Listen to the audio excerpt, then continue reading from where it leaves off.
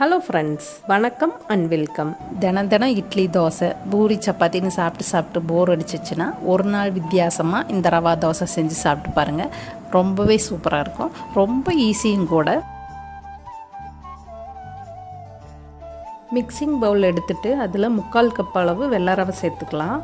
வறுத்த ரவை வறுக்காத ரவை எதுனாலும் சேர்த்துக்கலாம். முதல்ல நம்ம ரவை எந்த கப்பில் அளந்து எடுக்கிறோமோ அதே கப்பில் தான் 1/2 கப் அளவு அரிசி மாவும் அதே கப்பில் 1/2 கப் அளவு மைதாவை எடுத்துக்கலாம். 1 டீஸ்பூன் அளவு உப்பு சேர்த்துக்கலாம். 2 பச்சை மிளகா பொடியை கட் பண்ணி வச்சுருக்கேன்.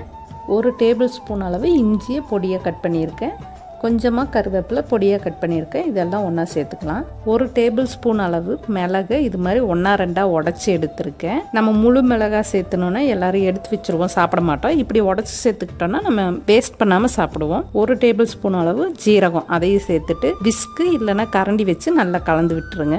நம்ம ரவை எடுத்த கப்லேயே 3 கப் அளவு தண்ணி சேர்த்துக்கலாம். தண்ணி சேர்த்துட்டு கட்டி இல்லாமல் நல்லா கலந்து விட்டுடலாம். இப்போ தான் நீங்கள் முத நம்ம ஃப்ரம் கோவை சேனல் பார்க்குறீங்கன்னா மறந்துடாமல் நம்ம சேனலை சப்ஸ்கிரைப் பண்ணிக்கோங்க.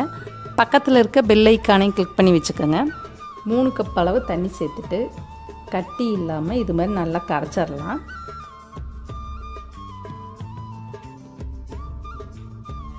இப்போ கரைச்சி பார்த்தீங்கன்னா மாவு தண்ணியாக தான் இருக்கும். இந்த ரவையெல்லாம் ஊறி வர்றதுக்காக மூடி போட்டு 10 நிமிஷம் ஊற வச்சிடலாம்.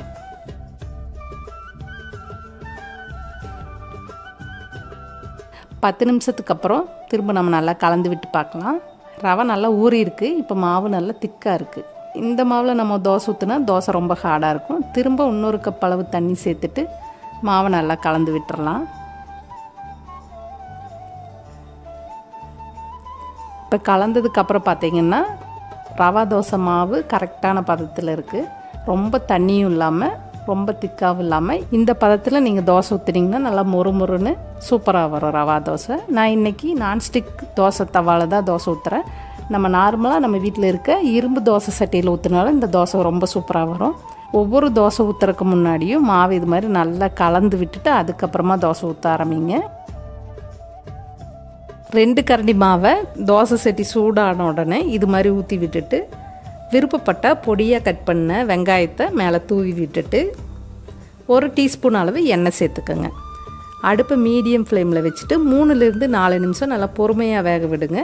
இந்த தோசையை திருப்பியெல்லாம் போட வேணாம். ஒரு 4 நிமிஷத்துக்கு அப்புறம் ரவா தோசை நல்லா மொறுன்னு அருமையாக சூப்பராக ரெடி ஆகிடுச்சு. இந்த தோசையை நம்ம எடுத்துடலாம். திரும்ப இதே மாதிரி இன்னொரு தோசையை ஊற்றிடலாம்.